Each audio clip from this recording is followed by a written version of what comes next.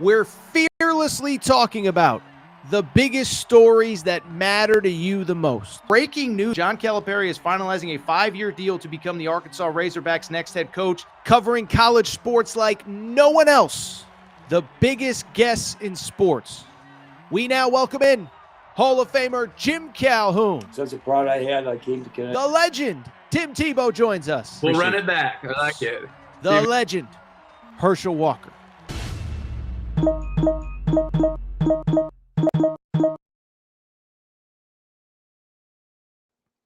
Welcome in, everybody. Little Sunday morning edition, Air Torres Sports Podcast. I'm your host, Air Torres. Hope everybody's doing well. Hope everybody's having a great day. I'm fired up. I hope you're fired up. It should be a really fun show. By the way, to quote the great philosopher John Rothstein, this is March, and we got a monster show. We're going to open Florida Gators, BTA on the Arkansas Razorbacks. I actually think it's more of a Florida story than an Arkansas story. We'll discuss that. Are they the best team in college basketball? We'll talk the Arizona Wildcats. I think they are putting together one of the great resumes that we've ever seen as they try to get to their first Final Four since 2001, which is crazy to think about. We'll rip through the rest of a busy Saturday in college hoops. Alex Caravan honored at UConn. Alabama rolls, but Alabama fans don't want me to credit their team because of what I said about Charles Bediako months ago. We'll talk about some of that. I thought Kentucky maybe played its most complete game of the season, so let's go ahead and give them a little bit of credit. We'll discuss them, and then we will wrap. Producer Matt's Auburn Tigers. If we're still talking about them as a tournament team, then we need to rip down what we deem to be a bubble team and restart from scratch. So we got a lot to get to, not a lot of time. Before we get started, a couple quick reminders.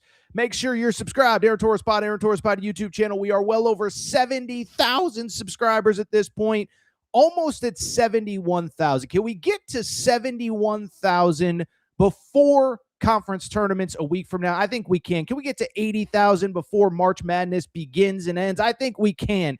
We cannot do it without your support, though. Share with a friend if you love college hoops. You know, one thing about this show, I'll say it. The show doesn't end once the season goes final in April. We'll talk portal. We'll talk roster construction. We got like 4 more months of college hoops here to go, even with the tournament coming up. But yeah, make sure that you are subscribed. Also, you can find us on podcast, Apple, and Spotify as well. Before we get started, also, we got some cool news. I do want to thank, first of all, our friends and our partners, Circa Sportsbook and Circa Casino. So I've said it a million times. If you're in Vegas, best place to watch games is Circa Sportsbook. But here's the thing. I know a lot of you can't make it to Vegas. Well, Circa has a brand new sportsbook at the Mint Kentucky Downs in Franklin, Kentucky. This is 39 minutes door-to-door from Nashville. This is 20 minutes from Bowling Green, Kentucky. And if you need a place to watch games during the NCAA tournament, during conference championship, this is the place to do it. Every game you're going to want to watch on one screen. You don't need a million apps. You don't need to download and remember passwords, none of that. All you got to go to the brand new the Circa Sportsbook at Mint Kentucky Downs. And let me tell you this.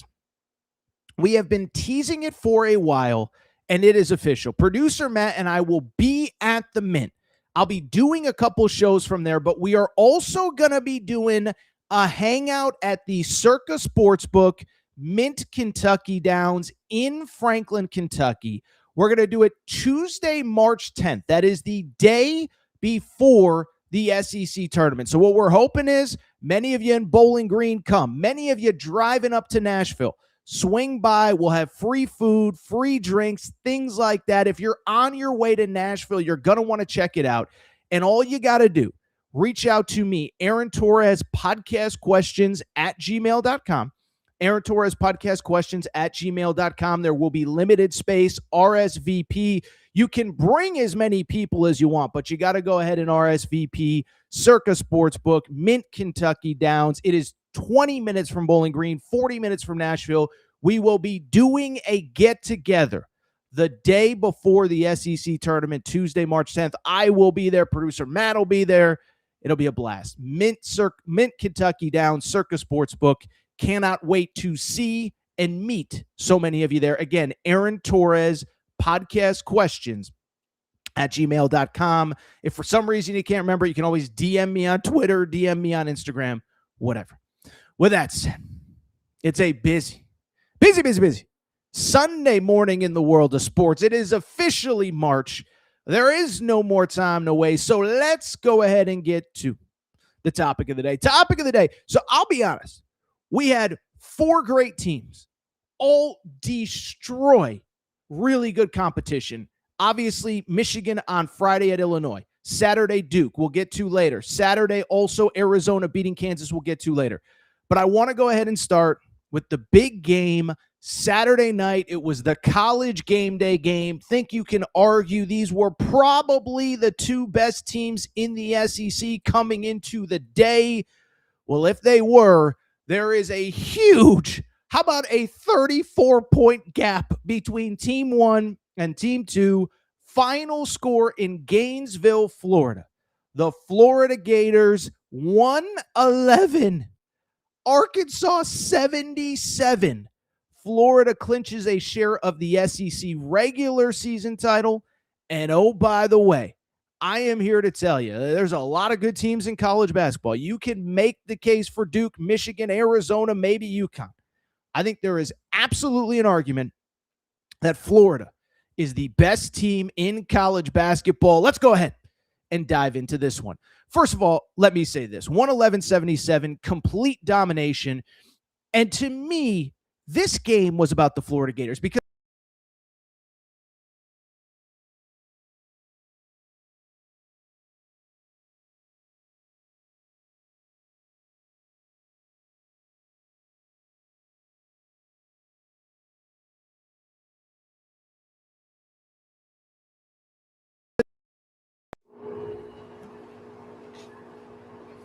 all right, how do I sound? Always some issue with this show.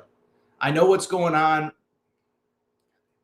Hold on one second.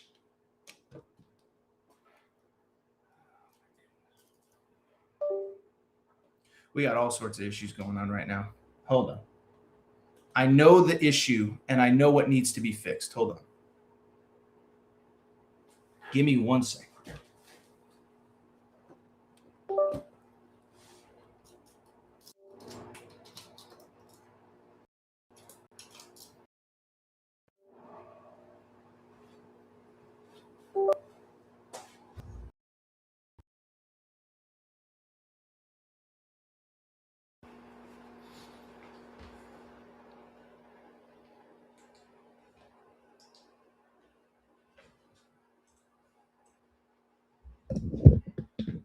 Matt, how does the mic sound? Test. Does it sound good? All right. I'm going to try to fight through this show. I know exactly what that technical difficulty was. All right. Let's see if I can pick up where I left off. 3, 2, 1. All right. So let's go ahead and get into this game. Final score 111-77. And let me start by saying this. As soon as the game went final, immediately, it was all the same stuff that you would expect to see after a John Calipari team takes a bad loss, right? You go ahead and bow, John Calipari's overrated. Oh, John Calipari's this. No, listen, we talked about this on Thursday's show.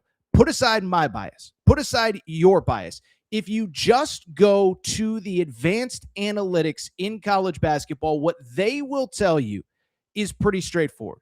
What they will tell you is that Arkansas coming into this game was a top 5 offense in all of college basketball. They were a top 6 team, according to BartTorvik.com since February 1st. That's a website where you can kind of rank teams based on different times of the year. So don't tell me this was Calipari's overrated. No.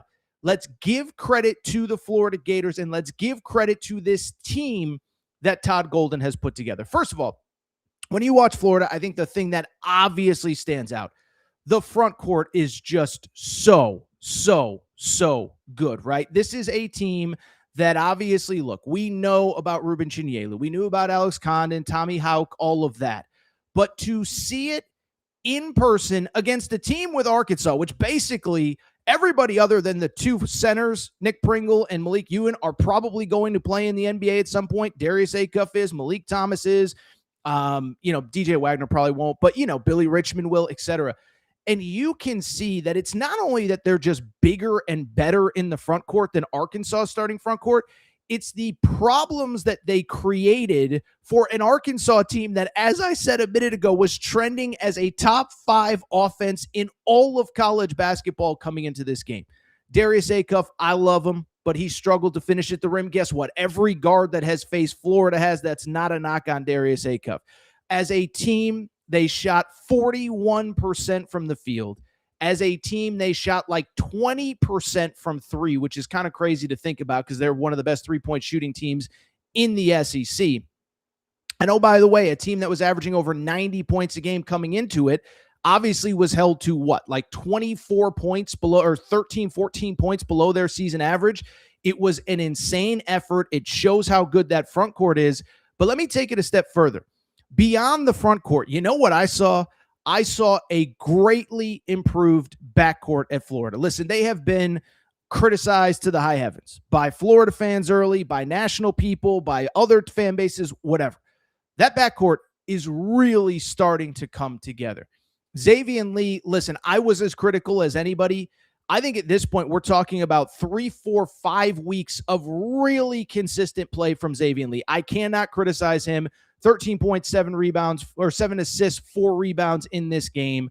By the way, Boogie Fland, and yes, Arkansas fans, I think you have a right to be frustrated with how the broadcast tried to frame Boogie Fland's departure from Arkansas.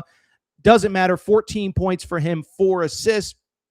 And then my guy, Urban Klavchar. I told you a few weeks ago after Florida beat Kentucky, I said I was telling my buddies that are Florida fans, Klavchar is your best guard. I said that about a month ago. Now, I don't know if he's actually the best guard, but he is one of the great sixth men, provides offense off the bench, all of that.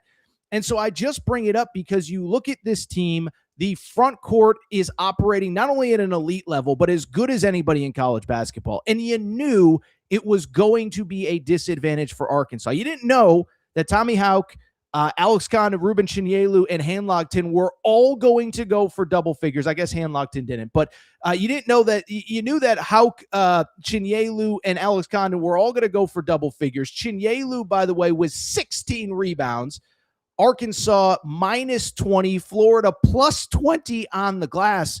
But to me, the difference is the development of the backcourt with this roster. And so bigger picture, I am just here to tell you this. There are a lot of great teams in college basketball. This isn't to say that they are definitively better than any of them. But I think after this game and after the month that Florida just put together, you can absolutely argue that this is the best team in college basketball right now. Don't look at bracketology. Don't look at what the AP poll says. I'm talking about right now in this moment. Is Florida the best team in college basketball? I think you can absolutely, positively make the argument. Why is that? First of all, you see all the stats on the screen. Bottom line, they've won 8 straight now, okay? And it's not only that they've won 8 straight. 7 of them have been by double figures, and 7 of them have been sheer destructions of opposing teams, okay? So you go back and you look. They beat Arkansas, probably the second best team in the SEC, by 34 points. Alabama, for all that I've criticized Alabama, they have played well since they left the O-Dome a few weeks ago. They have won 8 straight themselves. Well, guess what? They beat Alabama by 23 points in that game. And so they beat Alabama by 23. They beat A&M at A&M by close to 20. The only game that was even a little bit close was the Kentucky game. That was a 9-point margin of victory. By the way, they didn't even play well at Texas and still won by 12, 13, 14 points earlier in the week. So one, the stats back it up. They're playing as well as anybody in college basketball. But 2, I know what the argument would be against Florida being, quote unquote, the best team in college basketball. I already know what your arguments are. It's like, I always say it, it's the Eminem in 8 Mile. You know, at some point, somebody tries to criticize him. He already knows everything that is going to be said about him. He says, I am white, I am F. That's who Florida is right now. And what I would say about it is, for anyone who's going to criticize Florida, let me push back. Because first of all, the number one pushback will be, well, the SEC isn't very good. The SEC isn't good, and they're beating up on bad teams. First of all, not beating up on bad teams. Arkansas, as I said, was a top 10 team in Ken Palm or in Bart Torvik over the last month. Alabama's probably playing like a top 10, top 12, top 15 team. Texas is an NCAA tournament team. A&M right now is an NCAA tournament team. They're destroying everybody. So yes, is this the best SEC that we've ever seen? No. Is it the best league in the history of college basketball like last year? No, it's probably not. I think that's fair to say. But the SEC also is going to have more NCAA tournament bids than any league in college basketball, or at least they would if the season ended today. Now, I know Auburn and A&M and some teams are struggling, so maybe they won't. They will end up with right around the most bids of anyone in college basketball. So don't tell me the league sucks. It's not the greatest league in the history of basketball like it was last year, but it is still one of the top 2, 3, if not number 1 leagues in college basketball. And then 2, here's my other argument for Florida, and we talked about this a few weeks ago when they beat Kentucky, is if you actually look at the resume, if you actually look at the body of work, don't look at where they're ranked in the AP poll or where bracketology has them, but look at the total resume, 23-6 overall. By the way, I didn't even see this stat. 6 straight wins against ranked teams, obviously all in SEC play. But just go ahead and look at the bigger picture with Florida. Because when I look at Florida, here is what I see when I look at their record now sitting at 23-6. And it's something that, again, we talked about a few weeks ago. They're 23-6. You can also argue they have 3 of the best losses in all of college basketball. Now, I understand there's no moral victories, especially for the defending national champions, all that. But at the same time, look at their losses. In November, opening night, now a full essentially 4 months ago now, lose to Arizona in Vegas by 6. Yeah, I'd say that one held up pretty well. Oh, by the way, a few weeks later, they go to Duke. Not sure if you heard, Duke's playing pretty well right now. They lose by 1 at Duke and have the ball with a chance to win. Their next game, they go to Madison Square Garden to face the UConn Huskies when UConn was playing as well as anybody in college basketball. Florida loses that game by 4. And so, no, you don't want to completely diminish the win-loss record or the losses that they took early in the season. But one, I think it's indisputable that this team is better. And it's funny because it's kind of a chicken and the egg thing when I look at those losses. I think you could absolutely argue that if Todd Golden had just scheduled 3 mid-majors instead of 3 of the best teams in college basketball, and I know Duke was kind of already on the schedule because of the ACC-SEC challenge, but if he just scheduled 3 mid-majors, guess what? They're sitting, instead of at 23-6, they're 26-3, and we're talking about them as the best team in the country. So just because they challenged themselves early and some of the results didn't work out in their favor doesn't mean that they're not elite. 2, I would say you put them on a neutral with any of those teams. I think they compete. I don't want to diminish Arizona, UConn, or Duke and say they would. I'm just saying those wins look a lot better in hindsight, and this is a lot better of a team. And so, again, as I said a few weeks ago, if Todd Golden had just scheduled 3 mid-majors instead of 3 of the best teams in college basketball, they're 26-3 and probably number 1, number 2 in the country. Now, the counter to that, I do think, and this is why I said it's a chicken and the egg thing, is because I do think those games made this team stronger and made them better for this stretch run. So with Florida, congrats to the Gators. They have clinched, like I said, a share of the SEC regular season title. They cut down nets. They're 2 games ahead of Alabama with 2 games to go.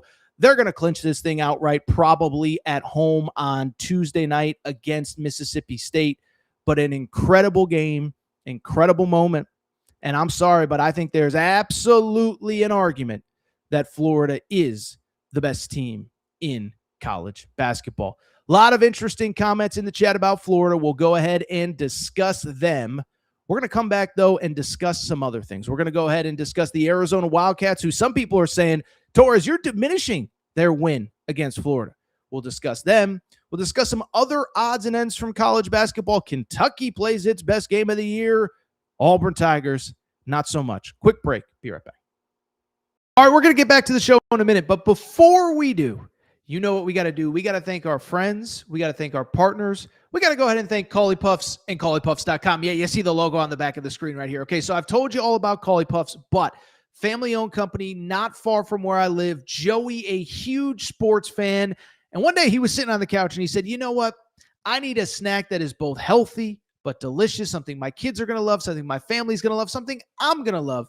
And so he came up with Cauli Puffs. This is the new age health food snack. You don't need to go to the grocery aisle and buy all that crap, the Doritos, the Fritos. No, my friends, you need Cauli Puffs. Baked, not fried, avocado oil, no grease, healthy ingredients. But here's the best part. They taste freaking delicious. Actually, there's another best part. In addition to tasting delicious, in addition to being healthy, they are also taking care of listeners of the Aaron Torres pod. Okay, so check this out. All you got to do is go to CauliPuffs.com. That's CauliPuffs.com, CauliPuffs.com, and you can get 15% off any purchase with the promo code Torres. That's Torres, Torres. It's that simple. 15% off any purchase. 1 bag to try them out, 100 bags to cater a party. Doesn't really matter. Promo code Torres. CauliPuffs.com gets you 15% off. Cauli Puffs also available on Amazon. You obviously can't get the promo code there, but CauliPuffs.com, CauliPuffs.com, promo code Torres gets you 15% off any purchase. Thank you to our friends at Cauli Puffs. All right, everybody. All right, back. Good to be back. We're going to get to Kansas in a second. Kansas going to Arizona. I got a lot of thoughts on Arizona.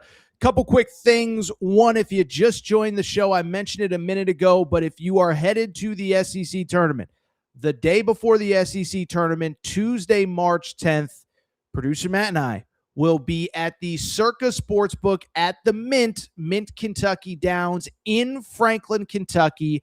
You can email me, Aaron Torres, podcastquestions@gmail.com. Would love for you to swing by. We're going to be watching games, free food, more details to come, but it is the day before the SEC tournament. I know a lot of you are going to be driving up, stopping for some pizza, stopping to hang out. New Circa Sportsbook, Mint Kentucky Downs. Email Aaron Torres, podcastquestions@gmail.com. Very limited space, so make sure to RSVP as soon as you can. We are so excited to see you. Thank you to Circa Sportsbook, who will host us.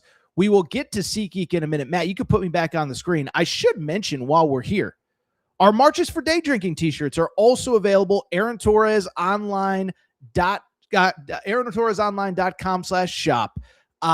It's March. This is the go-to shirt when you're hanging with your buddies. It's that time of year. You want to chill. You want to have fun. You want to have a couple beers. You're watching basketball all day. Marches for Day Drinking, our Marches for Day Drinking t-shirt. This is always one of our best sellers. You can click that QR code. Also available at AaronTorresOnline.com/shop.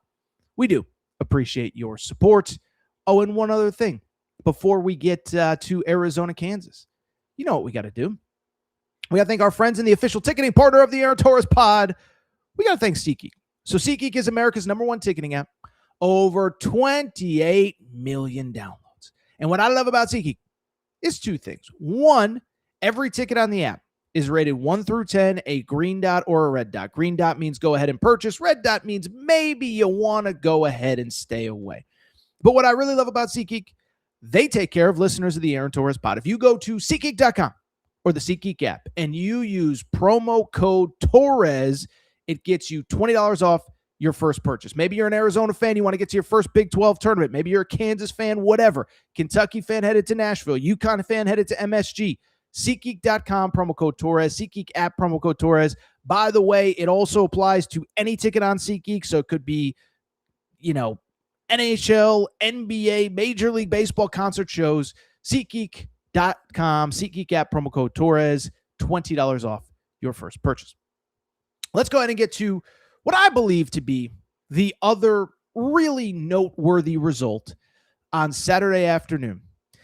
Came in beautiful Tucson, Arizona, and it is beautiful. McHale Center, I don't know, there's some corporate name to it now. It'll always be McHale to me. Arizona has pulled away in the Big 12. They could clinch a share of the Big 12 regular season title. The problem was, they had a good Kansas team coming in. Darren Peterson finally looks healthy. You're starting to wonder, okay, is he start?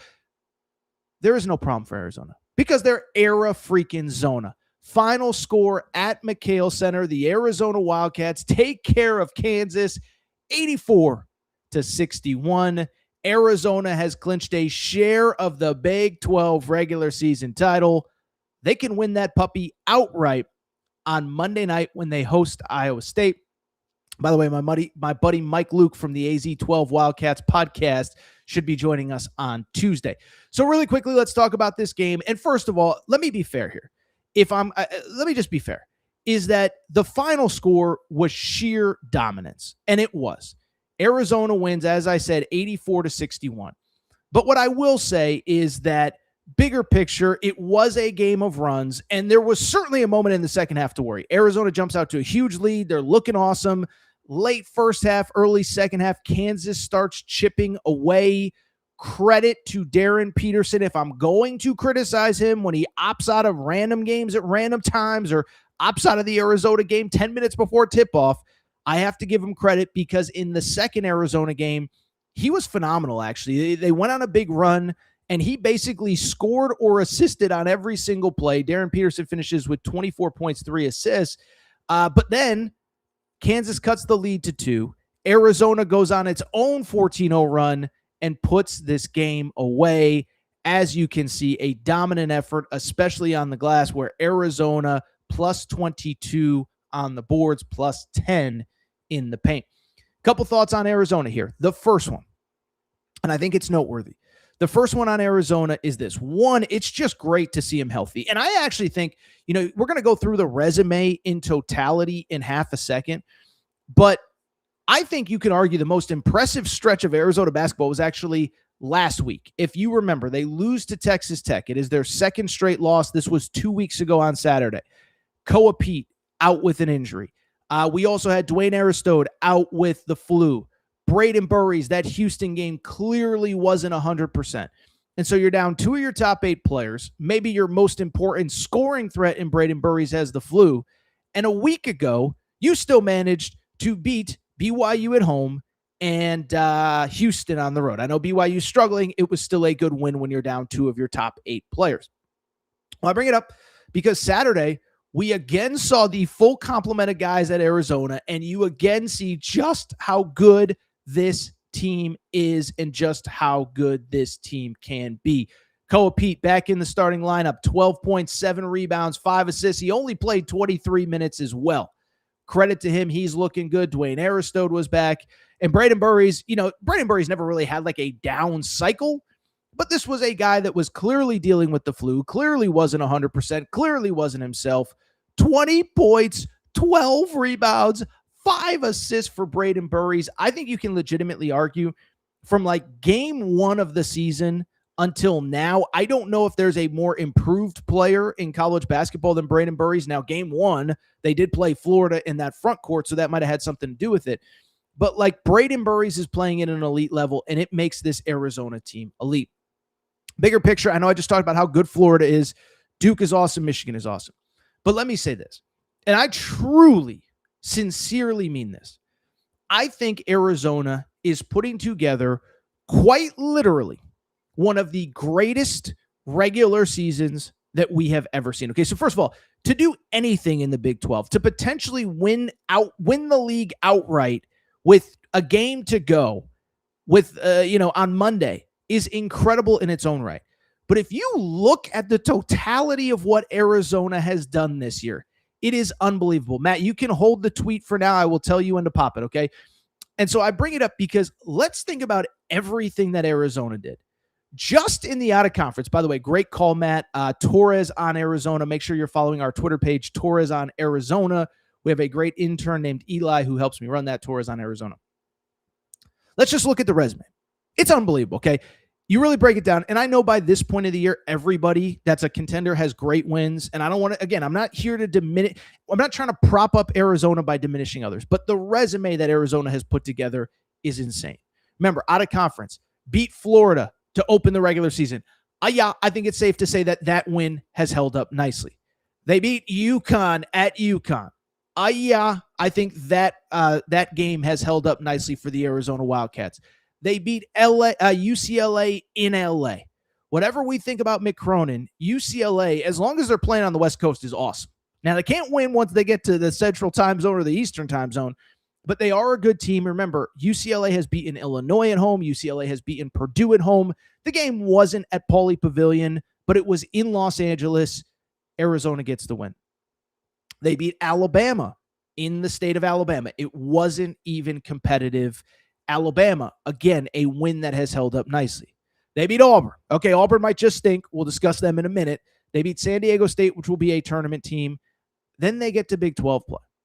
They win at Houston. Again, one of the best wins anyone has in college basketball this year. They win against Kansas at home, avenging one of their only 2 losses, which was by a couple points on the road at Fog Allen in a game where, oh, by the way, Koa Pete got hurt in the middle of it, okay? So, actually, he came back from the flu. I want to be fair. He cramped up and then came back. But you lost by 4. You avenged that loss.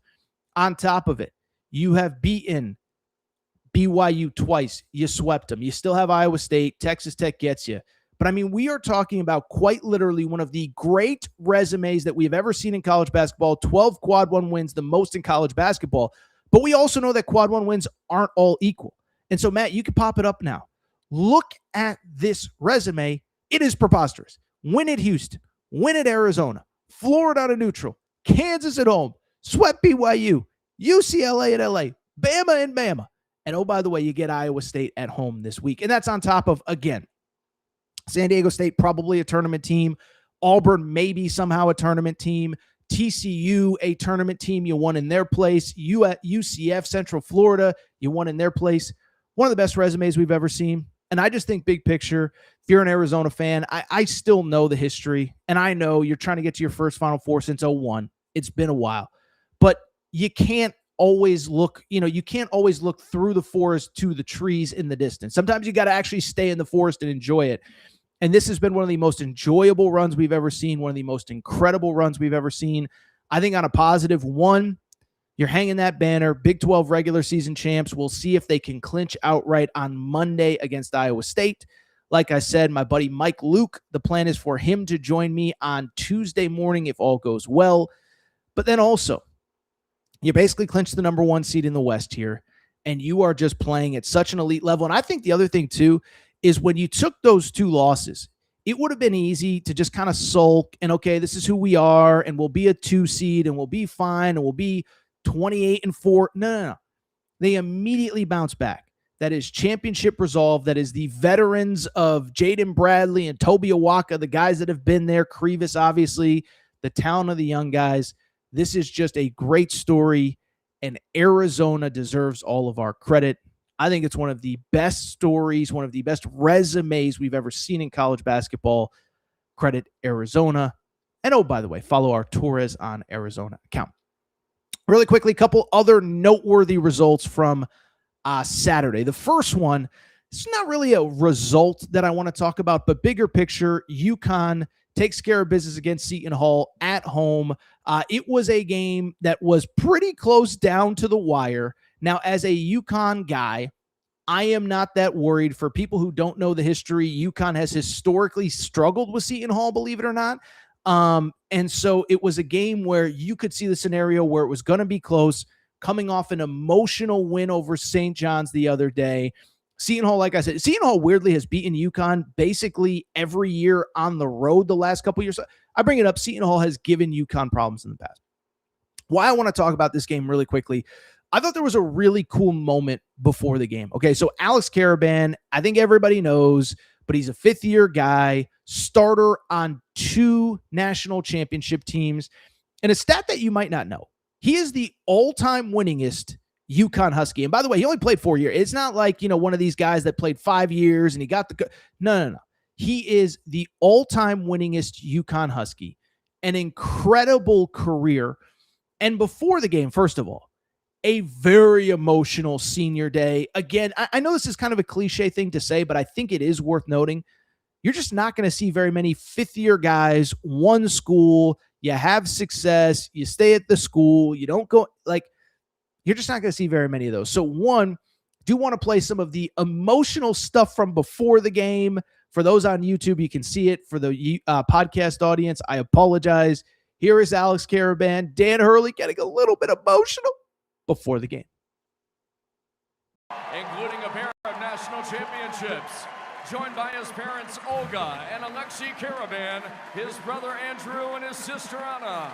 Number 11, Alex Caravan.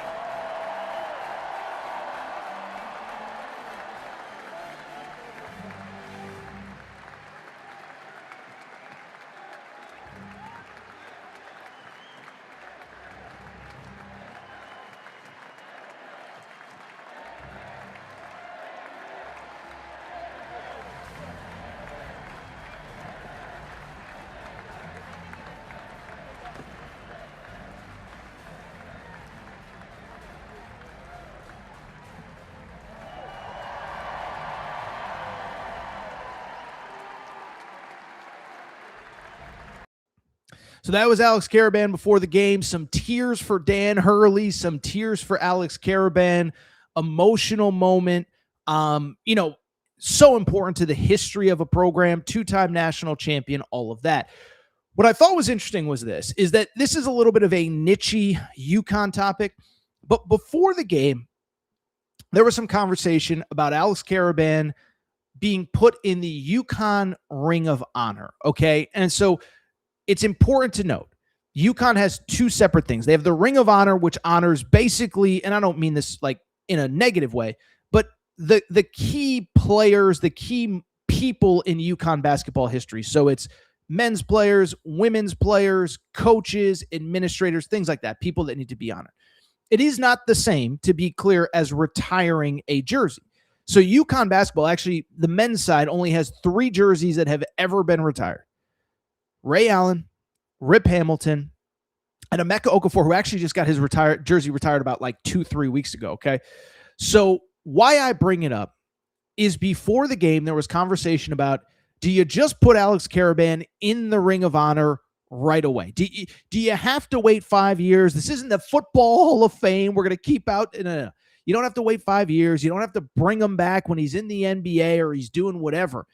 And so it was a big question coming in. Nobody knew. Before the game, you started to see some rumblings on social media that it could happen. Producer Matt, you can play that video as well.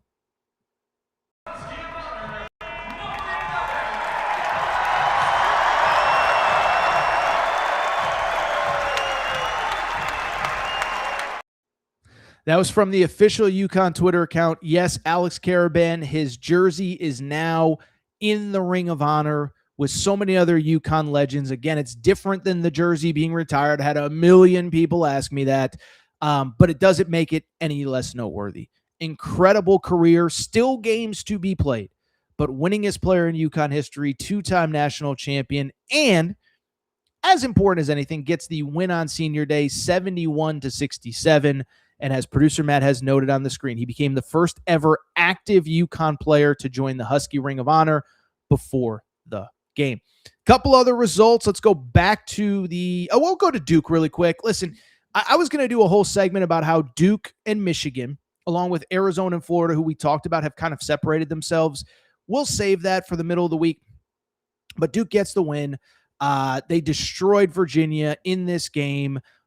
In a game that basically, listen, Duke clinched the regular season ACC title here. And I think this is noteworthy for a few reasons. One, this was a game that, listen, for people who were not following, Virginia was only 1 game back in the league standings. And I don't remember if we talked about them the other day, but it was one of those deals where there was a lot of like, why are we not talking about Virginia? They were 25-3 coming into the weekend. And so I just bring it up because this was a game that if Virginia won this game, there would have been a tie atop the ACC standings, and there was a chance for, as good as Duke has been, maybe they're not even the number 1 seed come the ACC tournament. Well, instead, Duke gets the win. I don't have much to add. They're not only awesome, but here's the thing, and we talked about it before and after the Michigan game. Everybody focuses on the offense, Cam Boozer, this and that. The defense is elite. They held Virginia to 29% shooting from the field, 20% from 3, and Virginia is one of the most prolific three-point shooting teams in college basketball. Duke can clinch, much like Arizona. Duke can clinch the outright ACC regular season title. on Monday night. They actually go to NC State. Worth noting, NC State kind of in a little bit of a free fall. They have lost 4 of 5. Will Wade is not happy with the team. Had some comments after they lost to Notre Dame on Saturday, but Duke can clinch the outright ACC title with a win on Monday. And of course, as you may have heard, they will host North Carolina next Saturday. Really quickly, a couple other results, and then we'll get to Kentucky and Auburn to end the show. Alabama, they win over Tennessee. Interesting game. Final score in this one, Alabama wins 71-69. Alabama basically did not have the lead until the final seconds. Obviously, scary situation with Nate Ament. No real updates on that. Hope he's okay and whatever. But I don't want to diminish the fact that Alabama is playing really good basketball.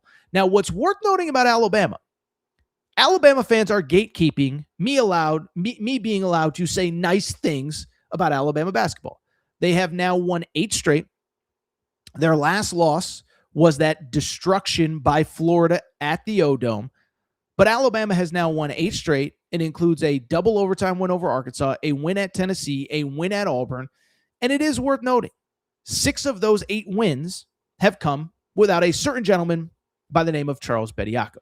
Now, we're not going to relitigate the whole Charles Bediako thing, but your boy Torres is at an interesting moment in time with the Alabama fan base because I was so critical of Charles Bediako, apparently I'm not allowed to say nice things about Alabama when they actually do nice things without playing ineligible players. And I think the sad thing about it is this. I think Nate Oates is doing some of his best coaching since the Charles Bediako thing ended. Once he was gone, it was clear they don't have this guy. Whatever. 1, I think Aiden Sherrill is playing better. And 2, they've won 6 straight post Charles Bediako. But because I've been critical, when I say nice things, now I get this by the way, let me be clear. It's not all Alabama fans. I think some Alabama fans, whether they agreed or disagreed with me, understood where I was coming from. I think more Alabama fans than want to admit publicly agreed with me that he should have never been eligible. But now that I try to compliment Alabama, I get a lot of the, we don't want your praise now. Shame on you. Screw you. And I've been called a Yankee a time or two by those Alabama fans. But I only bring it up to say, listen, Alabama fans, I'm going to say this once, maybe twice. Listen, you could go to a Final Four. I'm going to have to keep saying it. I'm not going to apologize for what I said. I don't take back what I said. 10 toes down on the Charles Bediako thing. By the way, there's a lot of people in media that are, they get a little bit of controversy behind them and they want to back down. I'm not going to back down. And I think this is why this show is so popular, why so many of you guys and girls like it, is because I will criticize anybody that warrants criticizing. Criticize Mark Pope plenty this year. Criticize UConn throughout the season. And I think Nate Oates is a great coach, and I said it all along, but I'm not going to take back what I said about Bediako. At the same time, a couple things. Isn't that what you want from media members? Because I get told all the time, just be fair, just be unbiased. Well, guess what? If Tennessee had done the same thing, if Arkansas, Kentucky, Auburn had played the same player, if UConn had played somebody who declared for the draft, stayed in the draft, and tried to come back 3 years later, I would be equally as critical. And by the way, for the last time, Charles Bediako playing college basketball is not the same as a 22-year-old Euro or a 21-year-old this guy. It's not the same. He's the only player that ever declared for the draft, stayed in the draft, and tried to come back. And so I only bring it up because I am not going to stop criticizing people when they deserve criticism, but also complimenting them when they deserve compliments. So congrats to Alabama. I'm going to be fair, and I'm going to say Nate Oates is doing some of his best coaching as the Alabama basketball head coach. 8 straight wins, 6 straight without Bediako. There's still conversations about how the committee looks at those 5 games with Bediako, the 3 wins with Bediako. I think Nate Oates is doing a heck of a job right now. Really quickly, you know who else is doing a heck of a job? The Texas Tech Red Raiders. We'll spend half a second on this one, but they go to Iowa State, get the win. This is not like a 8-minute segment, but Texas Tech has now won 3 straight since JT Toppin went out with injury. This was a team that I left for dead. Pretty much everybody else left for dead. They win 82-73. They were up by a pretty substantial margin Iowa State actually cut into the lead. And the crazy thing about it is the stat that Matt has on the screen right now. This was Iowa State's first loss at home this season. They beat Houston at home. They beat Kansas at home. They beat a bunch of teams at home. Texas Tech goes in there and gets the win. By the way, Christian Anderson, I've said it, I think he's the most underrated player in college basketball. He had a few too many turnovers in this game, but 7 assists, right around 20 points.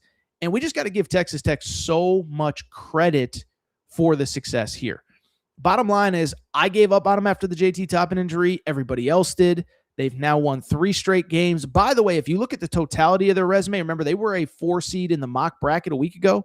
They're staying right on that 4 line, maybe a 3 line. We'll see what happens the rest of the way. But, we got to be fair. We got to give credit where it's due. They are playing much better than I thought they would. All right, so what we're going to do, we're going to take one more break. We're going to get to some of your questions and comments. And when we come back, I do actually want to spend a few minutes talking Kentucky. I thought it was actually their most complete game of the season. Can they continue that into the final week of the regular season? We'll discuss. Then we got to discuss producer Matt's Auburn Tigers. Not good against Ole Miss. Quick break. Final segment. Be right back. All right, we're going to get back to the show in a minute. But before we do, I have so many people that reach out and say, Torres, you give me hours and hours and hours of free content every day, every month, every year. What can I do to help support the show? Well, you want to support the show and look good in the process. Make sure to check out and support the Aaron Torres Media merch store at aarontorresonline.com/merchandise. Some of you wondering, what can I get in that merch store, Torres? Well, Kentucky fans, we got our Mark Pope Hope and Pope t-shirts. That is right. Mark Pope, monster first year. Year 2 is going to be even better. Get your Hope and Pope t-shirt at aarontorresonline.com/merchandise. Arkansas fans, the Big Pig Invasion is coming. It is here. John Calipari has things rocking. Get your Big Pig Invasion tees. Again, aarontorresonline.com/merchandise. St. John's fans, we have our Big Rick Energy t-shirts. And if you're just a college basketball fan in general, guess what? Your March is for Day Drinking shirt. That is the shirt that you need year-round, but especially for the next NCAA tournament. You can order yours now. By the way, football fans, we got you covered too. Nebraska fans, new era, new rules, the t-shirt that you need before the start of this coming season. And oh, by the way, if you're a Colorado fan, if you're just a Coach Prime fan, we have our Dion shirts and hats, more of them than we know what to do with. So to check out the full line of Aaron Torres Media merch and also support the show, good news is we're going to have even more for the fall. Check out the Aaron Torres Media merch store at aarontorresonline.com/merchandise. And for more information, you can always reach out at Aaron Torres Podcast Questions at gmail.com. All right, everybody. I'm back. Good to be back. Good to be back. Final segment of the show. So good to be back. Want to get to a couple things in the chat. Matt, I got a couple I want to get to. One, we got a Texas Tech fan in here. Want to give credit to you for showing up on a Sunday. Old Texas Tech man says Tech should be a 3 seed. Listen, I have no complaints about that. I'm sorry that I didn't have more to say about the game. I am so impressed by the work that team is doing to stay afloat without JT Toppin, who was probably second in the National Player of the Year race when he got injured. Unbelievable job by your squad. I think this is interesting. Dan from Queens says, if Florida looks dominant and UConn looks mid, then Florida should overtake them, but now UConn should be ahead of them. I assume that's for the final number 1 seed. 3 number 1 seeds are locked in. Duke is going to be in the East. Michigan's going to be in the Midwest. Arizona's going to be in the West. The final number 1 seed will likely come down to UConn or Florida. I think certainly if Houston were to win out, they would probably be in consideration because they would have some great wins winning the Big 12 tournament, okay? But I think what Dan from Queens says is right. Right now, if the season ended today, UConn would get that number 1 seed. Now, I think if UConn wins out, they only have 1 regular season game left. They play at Marquette to end the regular season, and they win the Big East tournament, and that includes a win over St. John's, then yes, they probably will get it. But I think if Florida wins out, Florida has Mississippi State this weekend at Kentucky and the SEC tournament where they will be a heavy favorite. Then I think we do have to start talking about, is Florida the 4th number 1 seed? And that remains to be seen. By the way, quick shout out to Michael Gray. Michael Gray, by the way, is an Aaron Torres Media or an Aaron Torres Pod YouTube member. So Michael Gray, a member, we appreciate your support. By the way, Michael Gray, your Collie Puffs are in the mail.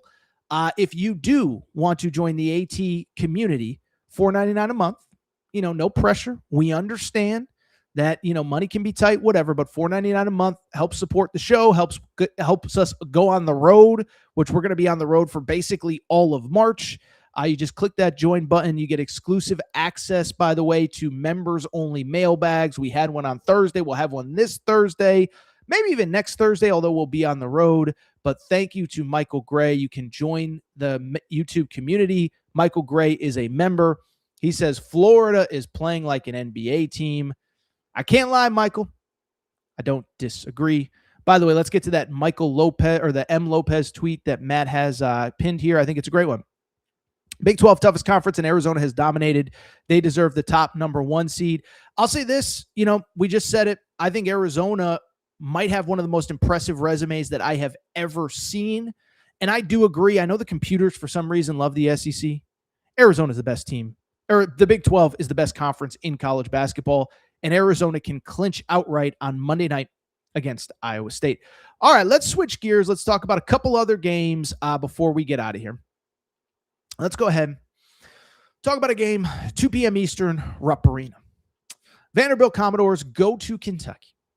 And let me say this, and then, we just kind of talked about this with Alabama, but I try to always be fair. I think when criticism is justified, I want to criticize. When praise is justified, I want to give praise. Well, I have been critical of Kentucky at various points this year. Excuse me, certainly after the first Vanderbilt game where they didn't even show up. And I was very critical a few weeks ago against Georgia because I just said point blank, why can we not get consistency from this team?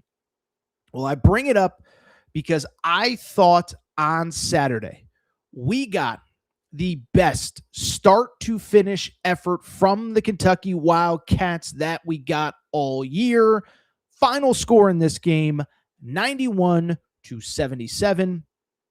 Yes, Kentucky deserves credit for smacking around a Vanderbilt team that smacked them around a few weeks ago. And now I think the big question, as we get ready for the SEC tournament, as we get ready for Nashville, as we get ready for the NCAA tournament, can Kentucky just consistently keep showing up this way? Because if they can, they are very dangerous. By the way, should mention, speaking of the SEC tournament, we announced it earlier in the show. Tuesday, March 10th, the day before the SEC tournament. I know thousands of you will be driving up to Nashville. We will be at the new Circa Sportsbook at Mint Kentucky Downs, Tuesday, March 10th. It is the day before the SEC tournament. So if you're driving up, swing by, free food, free drinks, get the party started early if you want to, be responsible, all of that. But the Mint is about 40 minutes from Nashville. It is south of Nashville. So if you're driving through, or I guess it's north of, I don't know. If you're driving through Kentucky to get to Nashville, you got to go through the Mint. And so I bring it up because come hang out. I guess you'd be going south from Kentucky into Nashville. Anyway, I bring it up. Come hang out. Free food, free drinks. Be about 7 p.m. Eastern time so we can watch some games. I'll be there. Producer Matt will be there. You can email me, Aaron Torres, podcastquestions@gmail.com. We would love for you to come and hang out. Do whatever you want. Take some pictures. We'll have some fun there at the Mint Tuesday heading into the SEC tournament. Speaking of the SEC tournament, speaking of 2 SEC teams, let's get back to that Vanderbilt-Kentucky game. Big takeaways from this, besides the fact that I thought it was Kentucky's most complete effort. The first one, you can see it on the screen right there. How about our boy Colin Chandler, or as Darren in the chat just called him, Colin Curry? I don't know if I'm there yet, and I don't know if that name is sticking with folks at Kentucky with Kentucky fans, but I just bring it up to say, listen, this is one of the best, most improved players in the SEC this season. And I think more importantly, he's getting comfortable in his role and he's getting comfortable with his teammates. A couple things. One, I remember saying a year ago, I said, this guy can play in the NBA. And if you remember, he committed to Mark Pope at BYU. Then he went on a Mormon mission. And I said it at the time. I said, listen, I'm not a religious expert. I'm not trying to be funny or sarcastic when I say this. But when you go on those Mormon missions, it is the full focus is on the church. You're not playing basketball 7 days a week. You're not playing pickup at 7 days a week. I remember I said this last year. I remember interviewing Sam Merrill, who's now in the NBA. He played at Utah State, and he said he got like an hour of gym time a week when he was on his Mormon mission, and it took him like a full year to get back to where he needed to be as a basketball player when he came back. So last year, Colin Chandler was fine, but, wasn't great. This year, he has turned into, I think, one of the best role players, one of the best secondary players in the SEC. Career high 23 points in this game. And you can just see getting very comfortable in that role of being the off-the-ball player, the shooter, the scorer, whatever. And a couple things. One, listen, when the season ends, there will be conversations to be had about who from Kentucky should be back and not. I think it's a non-negotiable. He has to be the first building block for the 2026-2027 Kentucky Wildcats. I'd add Malachi Moreno, maybe one or two other guys, but Colin Chandler has to be 1A there. And I think the other thing is, too, he's finally comfortable in a role that fits him, and this is where I will sort of defend Mark Pope. Any conversation about Kentucky has to include the injury stuff, and Mark Pope spent all of November and December trying to figure out who fit where as the pieces kept changing. Early in the year, Colin Chandler was playing point guard. He's not a point guard. Well, he is now very comfortable in that spot playing alongside Otega Oweh. Denzel Aberdeen has become a very nice piece at the point guard position, and Colin Chandler's awesome. You know who else is awesome? Otega Oweh, another 23 points for him in this game. Listen, I don't think he's going to be SEC Player of the Year, but I do think he has become a consistently reliable 20-plus point a game guy. And another guy, it took him a minute to get comfortable in that role, and we will see what happens going forward because I think he is a guy that, listen, we saw it against Arkansas. We've seen it in other games. He can take over games offensively, and if you have that kind of guy, that's always going to do damage in March. Malachi Moreno played well. Denzel Aberdeen played well. But let me say this about Kentucky, man. I said it to lead the segment, is I try never to be too critical or too personal, and I always try to be fair. But after the Georgia game, I was very critical. And people, Torres, you're going to say nice things as soon as they win again, and you're only picking on them because they lost, and blah, blah, blah, blah, blah, this and that. No. But my frustration with the Georgia game is kind of what happened on Saturday. I said, listen, it's not that you lost to Georgia. It's that you came out, you were fine early, but that the middle section of the game, you were completely flat, you fell behind, and you couldn't catch up. And so it wasn't just about Georgia. It was, and I said this at the time, why can't I get any consistency from this team from game to game? Most games, you're falling down by 10. Many games, you have these big, weird lulls in the middle of the game. The North Carolina game comes to mind. Missouri, you couldn't score late. Georgia, just this weird lull. And all I said was, I am going to be critical because you're not, no disrespect, you're not Michigan. Like Michigan has this thing of they can fall behind by 10 and they can win by 25 and you would never even know they fell down by 10. You're not good enough to do that, and that's not a knock, but what that means is you have to show up ready to play every single game. And so bigger picture, I now wonder, can this be a building block for the final few weeks of the season? Again, it hasn't been the season anybody wanted. There are questions for the offseason that at some point will be addressed. But my big thing is, can you be consistently good from start to finish just the rest of the way? I'm not saying you have to win a national championship. I'm not saying you got to beat Michigan if they're the 1 seed in your bracket. All I'm saying is, can you show up ready to play and be consistently excellent from game to game, minute to minute, like you were against Vandy? Because I thought it was your best effort, start to finish, all season long. And I think this was my complaint after the Georgia game, is if you're a Kentucky fan, like, can you just get one game where there's no issues, no drama, no controversy, and you just destroy somebody? Well, that's finally what happened on Saturday. We'll see if Kentucky can continue with that. We'll see if Kentucky can continue to show up and give us 40 minutes of complete basketball. They go to A&M this week. that is going to be a snake pit. One, because Kentucky's in town, and anytime Kentucky's in town, as we all know, it's a t-shirt game. You get everybody's best effort. But Texas A&M is struggling right now. Texas A&M was comfortably in the NCAA tournament about 2 weeks ago. They have fallen to 19-10. They have lost 6 of their last 8, and they are in desperate need of a win. I'm trying to be positive. If Kentucky comes out ready to play in that game, you got to feel really good. I think conversely, if you overlook them, if you don't come out ready to play, it could be 15-3 at the first TV timeout, and we have seen that. So can we get consistency from Kentucky? Because, by the way, it's worth noting, beat Arkansas, beat Tennessee twice. You played Florida closer than anybody the last month. You can go on a run in Nashville. You can go on a run, maybe in the tournament, but we need consistency from this team. We'll see what happens. By the way, one more time, Kentucky fans or anyone, Tennessee fans, whoever, the Mint, Circus Sportsbook, day before the SEC tournament. Come hang out. We'll be chilling, watching games, free food, free drinks, and you can RSVP. I will say this. Aaron Torres podcast questions at gmail.com. Aaron Torres podcast questions at gmail.com for that one. You can RSVP. There is limited space, so please make sure to RSVP as soon as you can so we can make sure to include you. All right, really quickly, before we get out of here, there is one last topic that I do want to get to. Producer Matt, cover your eyes. Producer Matt, cover your ears. The Auburn Tigers freaking stink, okay? So Auburn, preseason top 25 team. We know what happened. We know about the retirement of Bruce Pearl. We know about the hire of Stephen Pearl. This thing is completely off the rails.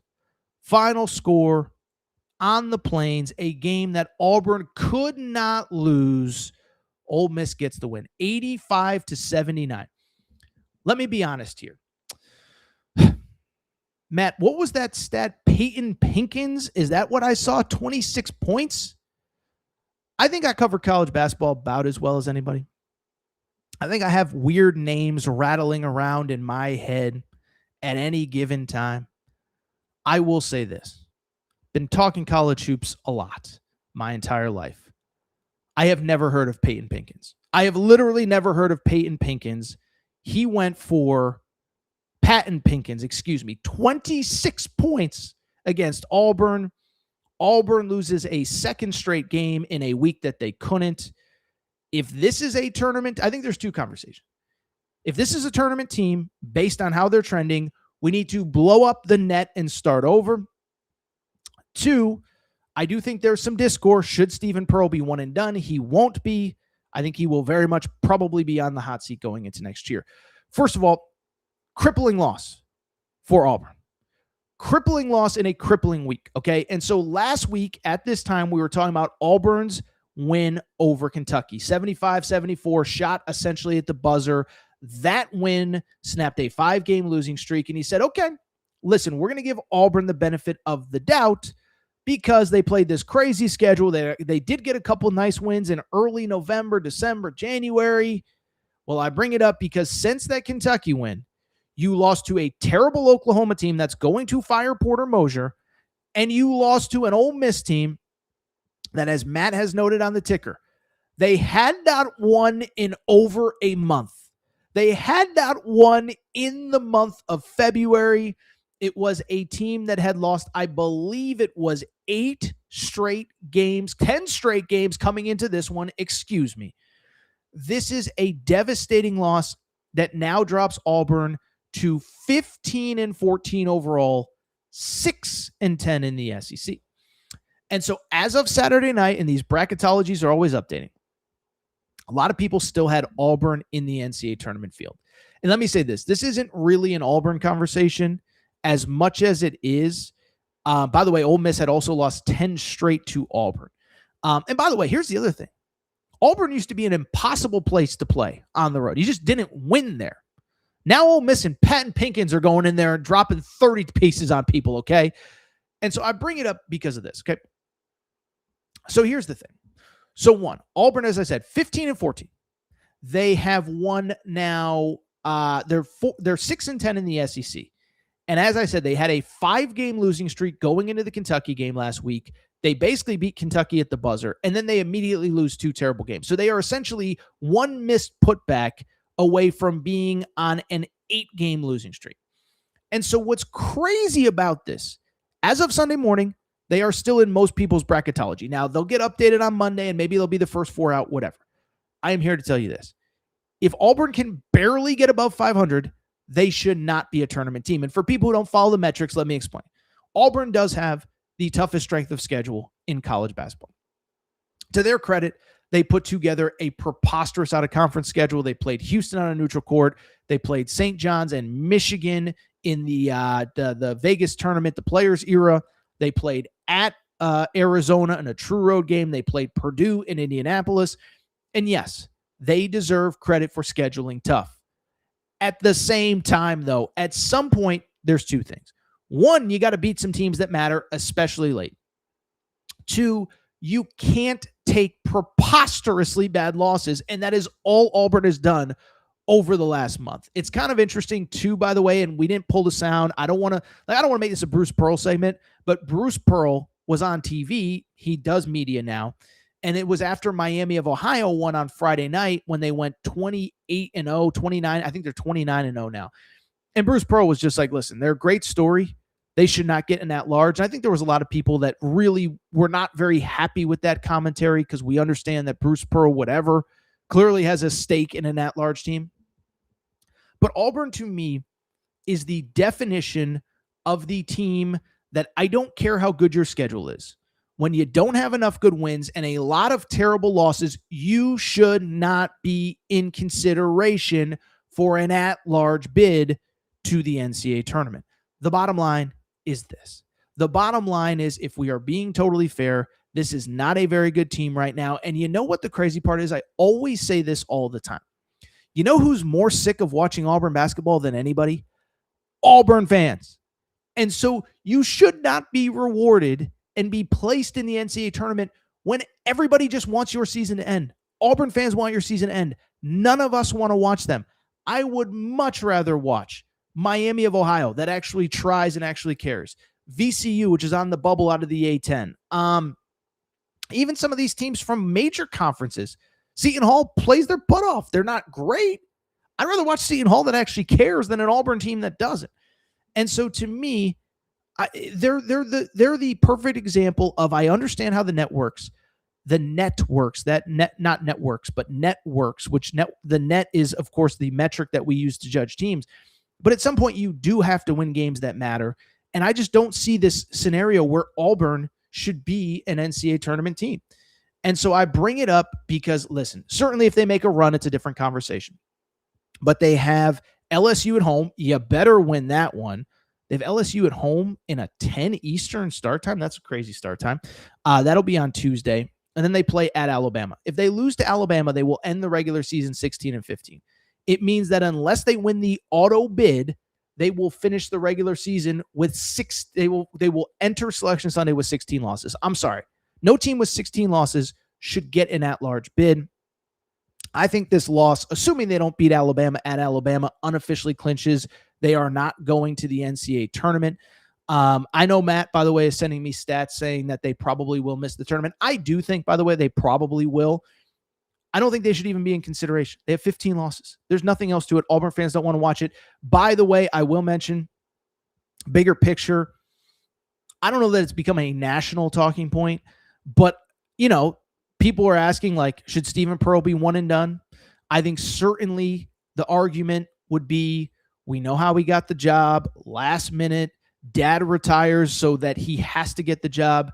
That's not going to happen. And to be fair, like, I don't think he's been a very good in-game coach, but I think he deserves more than one season. I don't think he's going to get fired. And by the way, I think the roster was kind of, let's just say, wonky from the beginning. Let me just put it this way. I don't want to start throwing people under the bus here an hour 10 into the show. Google how Keyshawn Hall left George Mason. Keyshawn Hall, four schools in 4 years. Never won anywhere, by the way. Last year was at UCF. The year before was at George Mason.